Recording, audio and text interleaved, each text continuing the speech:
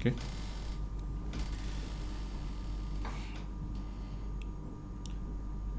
Assalamualaikum warahmatullahi wabarakatuh.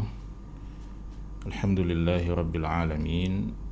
Wabihi nasta'inu ala umuri dunya waddin. Wassalatu wassalamu ala atammanil akmalan ala ashrafil anbiya'i wal mursalin nabiyyina wa habibina Muhammad wa ala alihi wa sahabatihi wa man tabi'ahum bi ihsanin ila yaumiddin, amma ba'd. Sahabat-sahabat kaum muslimin muslimat yang dimuliakan oleh Allah Subhanahu wa taala, kita mengungkapkan rasa syukur yang setinggi-tingginya hanya kepada Allah Subhanahu wa taala yang kembali mengaruniakan kesempatan Ramadan yang sangat istimewa bagi kita semua. Kehadiran bulan suci Ramadan dikaitkan oleh Allah Subhanahu wa taala dengan salah satu tujuan dan puncak penghambaan kepada Allah Subhanahu wa taala yang biasa kita kenal dengan nama atau dengan istilah takwa. Di dalam surah Al-Baqarah, Allah Subhanahu wa taala mengatakan, ya ayyuhalladzina amanu kutiba alaikumus syiyam kama kutiba alal ladzina min qablikum la'allakum tattaqun. Wahai sekalian orang-orang yang beriman, telah diwajibkan atas kalian as-syiyam, telah diwajibkan atas kalian berpuasa kama kutiba alal ladzina min qablikum, sebagaimana telah diwajibkan pada orang-orang sebelum kalian. Lalu di ujung ayat itu Allah Subhanahu wa taala kemudian menegaskan bahwa tujuan akhir dari diwajibkannya puasa itu untuk kita adalah la'allakum tattaqun, kata Allah, agar supaya kalian bertakwa, agar supaya kalian selalu senantiasa bertakwa kepada Allah Subhanahu wa taala.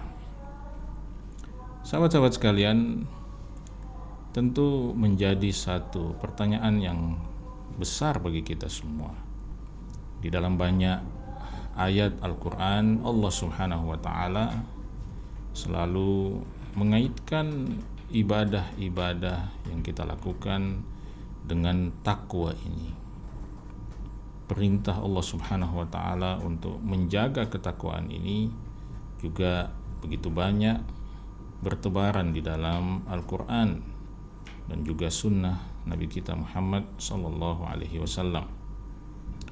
Salah satu ayat yang sering kita dengarkan terutama para kaum muslimin ketika hadir dalam ibadah salat Jumat misalnya, salah satu ayat yang sering kali kita dengarkan dibaca oleh para khatib Jumat adalah firman Allah Subhanahu wa taala, ya ayyuhalladzina amanu taqullaha haqqa tuqatih. Wahai sekalian orang-orang beriman, bertakwalah kalian kepada Allah Subhanahu wa taala dengan sebenar-benarnya takwa. Jadi perintah takwa ditegaskan pada setiap Jumat oleh para khutbah, oleh para khatib. Dan tentu sahabat-sahabat sekalian, seperti yang tadi saya sampaikan, bahwa kehadiran takwa dalam banyak momentum ibadah dan penghambaan kita kepada Allah Subhanahu wa taala tentu melahirkan pertanyaan, apa hikmahnya? Apa kira-kira rahasianya? Mengapa kemudian takwa itu selalu menjadi tujuan akhir, selalu menjadi alat ukur keberhasilan kita sebagai seorang hamba Allah Subhanahu wa taala di muka bumi ini.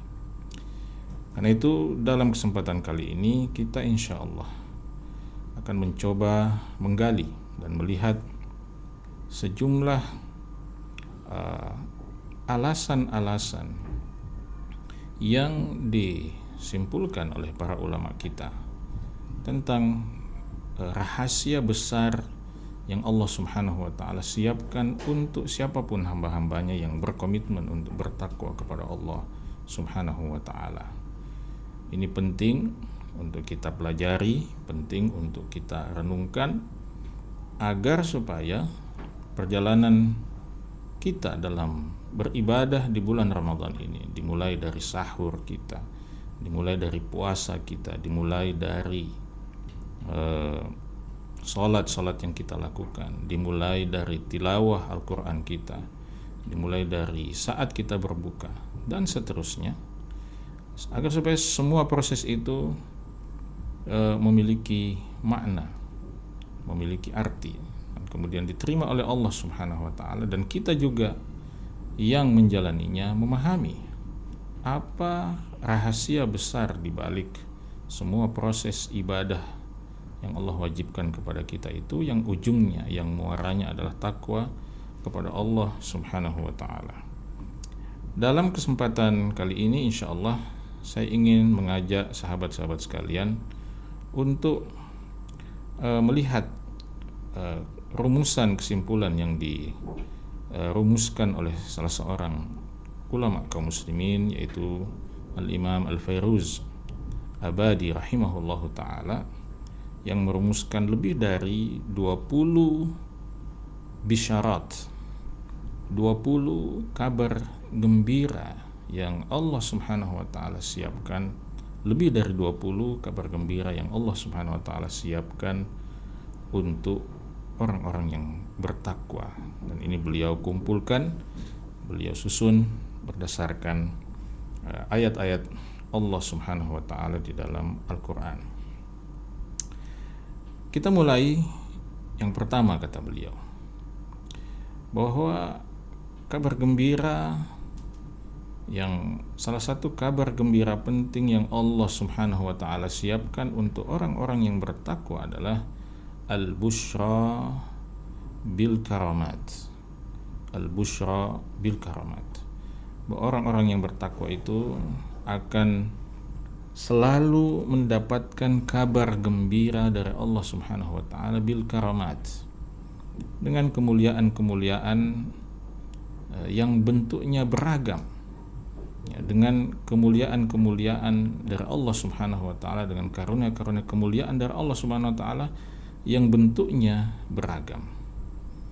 Jadi menurut hemat saya, kalau kita memahami, ya, ketika kita ingin memahami kata al-karamat, ya kita tidak terbatas memahaminya pada hal-hal yang menurut kita ajaib atau luar biasa, tapi apapun bentuk pemuliaan Allah Subhanahu wa taala terhadap seorang hamba, maka itu adalah karamah. Ya. Itulah sebabnya Syekhul Islam Ibnu Taimiyah rahimahullah mengatakan bahwa karamah terbesar yang Allah berikan kepada seorang hamba itu adalah al-istiqamah. Ketika sang hamba itu bisa istiqamah, bisa menjaga komitmen dan konsistensinya dalam beribadah kepada Allah Subhanahu wa taala, itu adalah min a'zamil karamat. Itu adalah karamah terbesar dari Allah Subhanahu wa taala. Baik, kita lihat, ya, di mana kita bisa melihat penegasan Allah Subhanahu wa taala tentang janji ini, tentang kabar gembira ini. Ya, kata Al-Imam Al-Fairuz Abadi rahimahullah, ini bisa kita lihat dalam surah Yunus ayat 63 sampai 64, di mana Allah Subhanahu wa taala mengatakan alladzina amanu wa kanu yattaqun.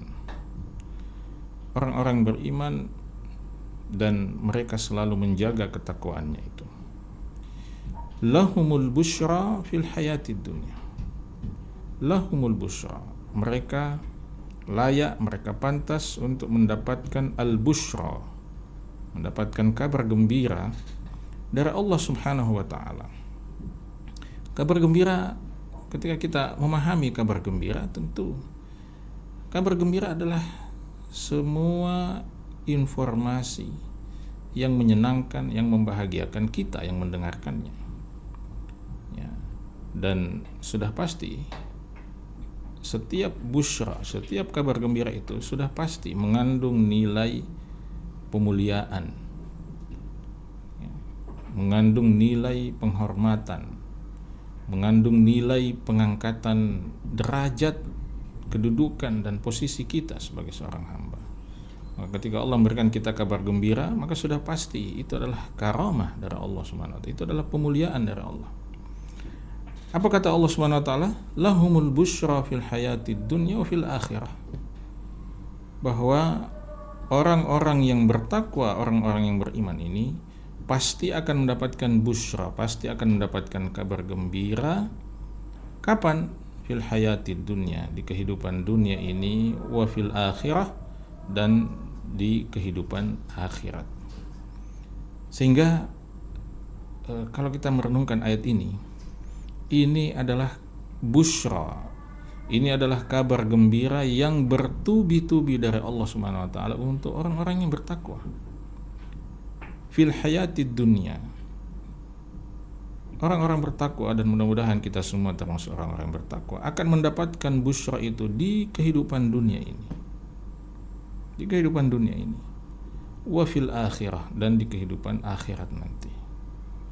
Sehingga itulah yang tadi saya katakan, bahwa kabar gembira Allah Subhanahu wa taala bagi orang-orang bertakwa itu susul menyusul, bertubi-tubi, tidak hanya terbatas pada satu fase atau satu tahapan kehidupan, tapi di seluruh tahapan kehidupan yang kita lalui. Kalau kita bertakwa kepada Allah Subhanahu wa taala, maka kita insya Allah layak untuk mendapatkan busyra, layak untuk mendapatkan kabar gembira dari Allah Subhanahu wa taala. Ketika kita susah, ketika kita sulit di dunia ini, maka ketika kita membaca Al-Quran, kita akan selalu menemukan itu, menemukan ayat-ayat Allah yang menenangkan hati kita, yang menguatkan hati kita untuk bertahan, untuk bersabar, untuk bisa melewati ujian-ujian yang berat itu, sampai kemudian dituntaskan, diselesaikan ujian itu bukan oleh kita, tetapi oleh sang pemberi ujian, yaitu Allah Subhanahu wa ta'ala. Dan ketika ujian itu selesai, disitulah terasa manisnya nikmat Allah Subhanahu wa ta'ala. Ya, ketika kita sakit, misalnya kita kehilangan nikmatnya rasa sehat, kita tidak merasakan nikmatnya rasa sehat, kita merasakan beratnya penyakit itu. Tapi ketika penyakit itu diangkat oleh Allah Subhanahu wa taala, di situ kita merasakan rasa manis yang luar biasa, ya, merasakan nikmat sehat, ya, kita bersyukur atas nikmat kesehatan itu, nikmat kesehatan yang mungkin bagi kebanyakan manusia yang sehat itu tidak bernilai atau tidak terasa sebagai sebuah kenikmatan. Sama dengan ketika kita berpuasa, ketika kita merasa lapar, ketika kita merasa haus, ya, lalu kemudian Allah Subhanahu wa taala berikan kesempatan kepada kita untuk berbuka, maka berbuka meski hanya dengan sekedar segelas air putih dan beberapa butir kurma, itu sudah cukup untuk menghadirkan rasa nikmat, rasa bahagia yang luar biasa di dalam diri kita. Itu baru berbicara tentang dunia. Tapi lebih dari itu, seperti yang tadi kita sampaikan, bahwa busyra Allah untuk orang-orang bertakwa tidak terbatas pada dunia ini, tapi justru akan mencapai puncaknya fil akhirah, di kehidupan akhirat nanti. Sahabat-sahabat sekalian, kita selalu mengingat prinsip dan kaidah ini, bahwa apa yang kita saksikan di dunia ini, ketika nanti kita mendapatkannya di kehidupan akhirat, maka apa yang kita lihat di kehidupan akhirat itu tidak ada apa-apanya dibandingkan dengan apa yang kita rasakan di dunia ini. Kesenangan dunia jika dibandingkan dengan kesenangan akhirat itu tidak akan ada apa-apanya. Sebagaimana sebaliknya, kesengsaraan akhirat, kesengsaraan dunia, kesusahan dunia, penderitaan dunia tidak akan pernah ada apa-apanya dibandingkan dengan kesenangan atau kesengsaraan dan kesusahan di akhirat. Maka berbahagialah ketika kita menjadi orang-orang yang bertakwa, ketika kita berusaha, berjuang, bermujahadah untuk menjadi orang-orang yang bertakwa, menjadi hamba-hamba yang bertakwa. Nah, di sana ada janji yang luar biasa yang Allah siapkan untuk kita. Lahumul busyra fil hayati dunya wal akhirah. Kita layak insyaallah untuk mendapatkan busyra, kabar gembira dari Allah Subhanahu wa taala di kehidupan dunia ini dan juga nanti di kehidupan akhirat nanti. Demikian, semoga menjadi ilmu yang bermanfaat. Assalamualaikum warahmatullahi wabarakatuh.